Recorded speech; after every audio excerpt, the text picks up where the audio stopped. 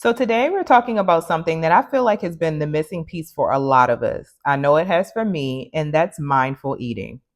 Not dieting, not restriction, not juicing or cleansing, paying attention to what we're doing, why we're doing it, and what's happening underneath it all.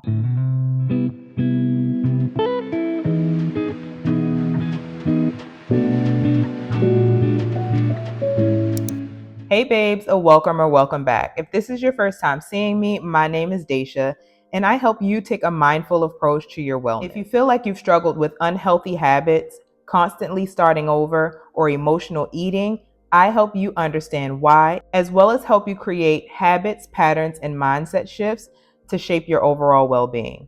If that sounds like something that you may need, let this be your soft place to land. Don't forget to like and share and comment down below. Let me know what you would like to see more of. I would love to chat with you. All right, let's get started. So today we're talking about mindful eating and how it's the secret to sustainable weight loss. Okay, so let's talk about why dieting isn't the answer. Because honestly, most of us don't have a food problem. We have an awareness problem. Speaking from experience.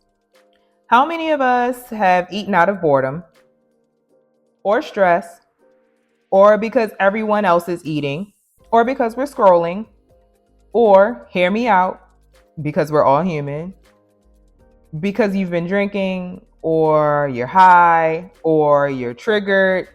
Yeah, we all know about those munchies, feeding the liquor, post brunch, post going out. Yeah, you hear me. We're so used to numbing and rushing that we don't even realize we're full until it's too late. And honestly, we're not feeding hunger, we're feeding voids.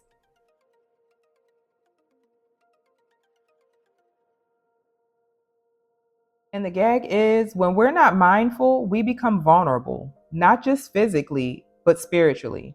We start looking for food to fill only what God can satisfy. Just being honest here. So, what is mindful eating? Like, really? Mindful eating equals paying full attention to your food, your body, and your heart, because all three come into play here. The goal is to be present, not to be perfect. And you also want to listen to yourself before you eat. Am I really hungry? What am I even hungry for? Am I triggered? Am I bored? Am I emotional? Yeah, it's a lot of questions that go into this, other than just hand to mouth. I don't know about you, but there were so many nights that I've gotten up, stood in front of the fridge, the pantry, the snack drawer, looking for something to satisfy a feeling that I couldn't even identify, but I just know that I needed to feel full. So check in with yourself because you may not need fuel. You may be trying to feel an emotion such as loneliness, emptiness, or disconnection. Okay, so I'm telling you all of this, but what are some practical steps to actually help you eat mindfully? I have 5 for you. The most important one, in my opinion, is pausing before you eat. Ask yourself, am I really hungry? And what am I really hungry for? Most people don't realize that most times hunger and thirst have similar cues within the body. So you may be feeling the sensation of hunger, but you may just be dehydrated. So I always recommend that if you're feeling hungry or you have the sensation of hunger just recently after you've eaten, maybe you need to drink some water. Your body may be dehydrated and you may need to address the thirst, not just fill your belly with food. Number 2, eat without distraction. This one is a hard one because I myself have stopped somewhere or brought some food with me and I have a sandwich in one hand, I have the drink in the other. I'm driving with my niece trying to get to point A to point B, or I'm watching a show or a movie or a YouTube video while I'm eating, or I'm just snacking and scrolling and not paying attention. And then you look down, your plate is clean or the bag is empty, and you like, dang, I finished that? When did I eat the last piece? And now you're like, but that was good because you're just starting to remember what you just ate. And now you want to experience that flavor again. So now what are you doing? You're going back to get a second helping when all you needed was the first, but you were never mindful about eating it. So, yes, eating without distraction means no phone, no TV, just you and your plate. Number 3, slow down. Try putting your fork or your utensil, your spoon, whatever, put it down in between bites. I know I used to hate having to cut my food in between bites. So I would just cut it all up like I was a 3-year-old before I sat down to eat because I just wanted to run through my plate. But actually, there's some good in actually taking it bite for bite. You actually get to taste your food, chew your food, savor your food. All of those things are part of the experience of eating. As you begin eating, you have enzymes in your saliva that starts to actually break down your food, in addition to you actually breaking it down within your stomach. So if you take your time to adequately chew your food, it allows your body to have the cue that you're actually eating. Because sometimes it takes time for your mind to connect to your stomach, to connect to your body, to let you know we're eating, we're becoming satisfied, and we're actually full at a certain point. This next one may be something that is a little foreign, but it can actually help reset your nervous system, and that's breathing before and after your meals.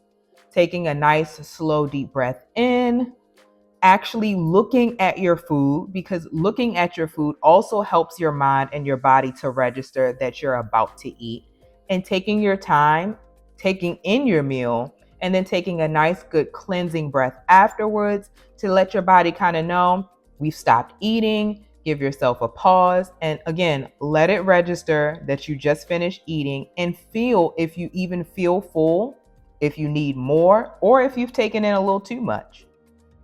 Another thing that I feel as though is a part of this process that's really helpful in helping you to pause, this could be a part of your breath before your meal, is actually praying over your food. This gives you time to eat with gratitude and to understand that not everybody has the privilege to take in a full meal. It also allows you to be present and allows you to understand that you're about to nourish your body. You're not punishing it. And finally, this kind of sums everything up. You want to honor your body's cues. Again, hunger doesn't always mean food, and full doesn't always mean stuffed. You don't have to clean your plate before you get up from the table, because that may be how you've been taught, but it may not be helpful for you in your current goals or your current desires for your body or your nutrition. Remember, you need to eat to live, not live to eat. Also, understand that mindfulness is a muscle, it's not a switch. You're not going to be perfect, you're going to overeat. Cue Thanksgiving, birthday parties, brunch, happy hour.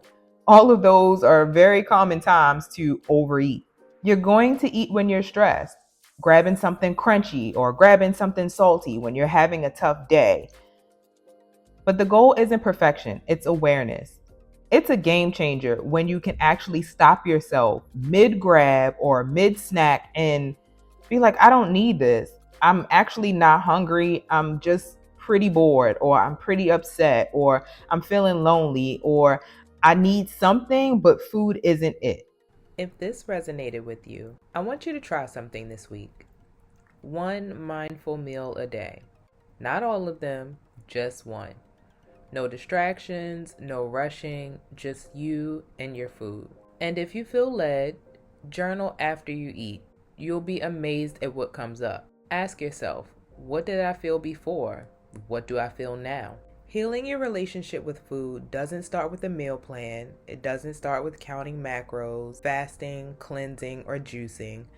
It starts with a moment of awareness. Comment below if this helped you, or share what your mindful eating practice looks like.